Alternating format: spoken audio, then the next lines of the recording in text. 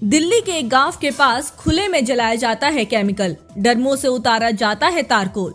आसपास की खाली जमीन में भरी, जहां कुत्ते, गाय आदि आवारा जीव जंतु होते हैं इस तारकोल के शिकार। केमिकल जलने से आसपास के पेड़ पौधों का रंग भी हुआ काला।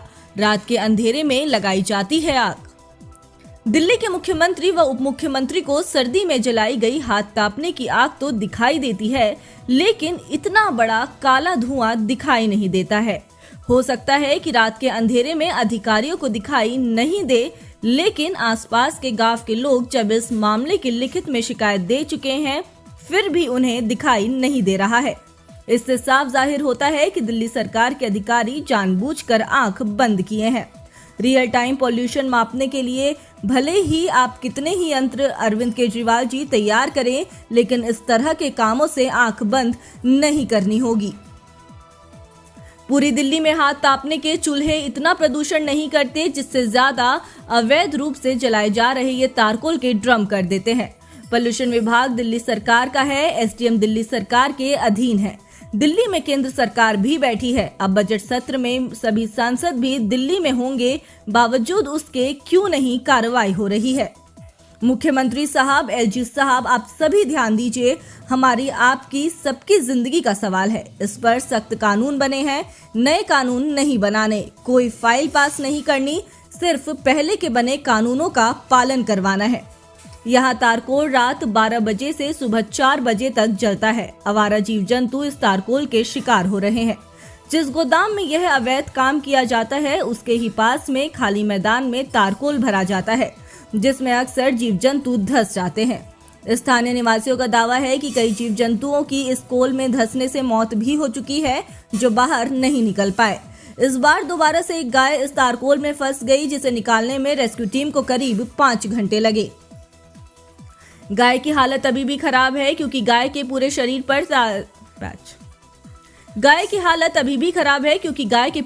पर तारकोल चिपक गया है। उस तारकोल को अब गर्म करके उतारा नहीं जा सकता, क्योंकि गाय का शरीर जल जाएगा।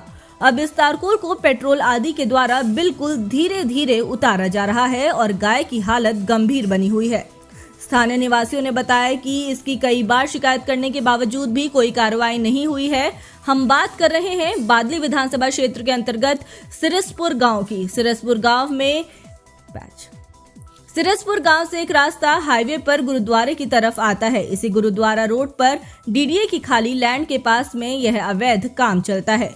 यहाँ पर तारकोल के इन खाली ड्रमों को साफ किया जाता है और उस तारकोल की वेस्टेज आसपास में फैली रहती है, जिसमें कई जगह गड्ढों में पानी भरा हुआ है। जीव जंतु वहां पहुंचते हैं तो उसमें धंस जाते हैं। पास में ही स्कूल बना हुआ है, जहां पर हजारों बच्चे पढ़ने के लिए जाते हैं।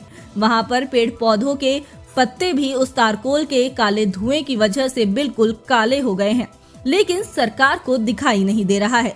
3 दिन पहले ही जब मन्नू गौ सेवक को एक सूचना मिली कि उसी तारकोल में गाय और धंस गई, मन्नू को सेवक वहां पर गाय को निकालने के लिए पहुंचे तो उन्हें निकालने में करीब 5 घंटे लगे और गाय को वहां से निकाला तो गया, लेकिन गाय की हालत अभी भी गंभीर बनी हुई है।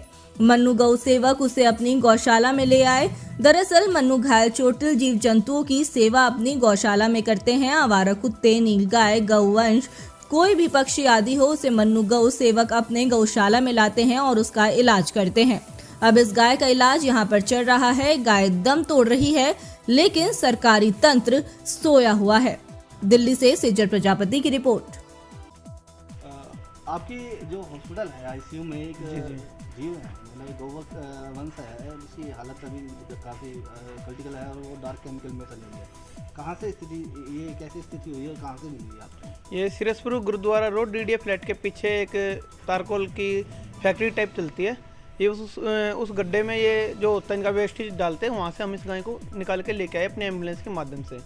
क्या स्थिति है अभी इसकी काफ़ी कंडीशन सीरियस है। पूरी बॉडी पे कोई भी इसका हिस्सा पार्ट ऐसा नहीं है जिसमें तारकोल ना हो, और अभी भी इसका कोई चांस हम नहीं ले सकता कि ये बच भी पाएगी, क्योंकि कंडीशन इतनी सीरियस है कि ये सांस भी नहीं ले पा रही है। तो ये जो चल रही है वहाँ पर, आप बताया जा रहा है स्कूल भी है, कितना घातक है इंसानों के लिए, और पुलिस प्रशासन क्या कुछ कार्रवाई कर रहा है इस पर? इसका कोई भी कार्रवाई नहीं हो रही। इस पे पिछली बार भी 4 बार इसके ऊपर एक्शन लेने की कोशिश की है लोगों ने, लेकिन कोई सुनवाई नहीं होती। वहाँ पर सब करप्ट है और ये पिछले काफ़ी समय से धड़ल्ले से चल रहा है। रात को 12 से सुबह 4 बजे तक ये तारकोल को आग लगाते हैं और उसमें फिर जो वेस्टेज बचती है उसको साइड में कहीं भी फेंक देते हैं। उसमें फिर तरह तरह के जीव जंतु पशु पक्षी कभी घायल हो जाते हैं, कभी एक्सपायर भी हुए हैं। पीछे अभी 2 कुत्ते बता रहे थे कि भाई उसमें डूब गए थे तो नहीं निकल पाए, तो लार्ज एनिमल था तो इसको हम बाहर निकाल पाए गौ माता को, वरना छोटा जीव तो बच भी नहीं पाता। तो क्या कहना चाहते हैं प्रशासन से या फैक्ट्री मालिक से, कुछ क्या अपील करना चाहते हैं, चले ना चले यहाँ से, क्या कितना नुकसानदायक?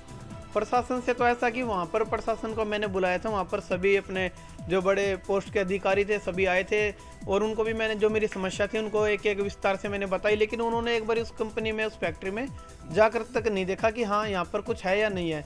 लेकिन उसके बावजूद भी मेरे से वो बहस करने लगे और बहस होने के बाद मैंने वहाँ पर गाड़ी रोक के लगभग मेरा 4 से 5 घंटे इस गाय का ट्रीटमेंट चला।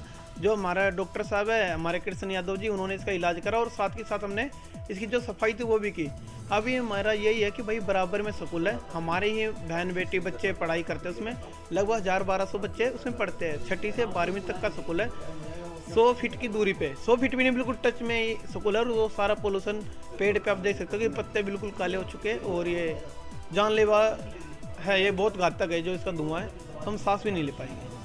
यहाँ अभी आपने देखा जी, आईसीयू में एक गाय है जिसका अभी इलाज किया जा रहा है, ऐसी स्थिति कैसे हुई और क्या कुछ कहना चाहेंगे आप उस कंपनी के लिए भी और प्रशासन से क्या मांग करेंगे? देखिए, जो भी हानिकारक कार्य हैं वो जनमानस के लिए हो या पशु पक्षी के लिए हो, वो अवैध तो है ही और गलत तो है ही हैं।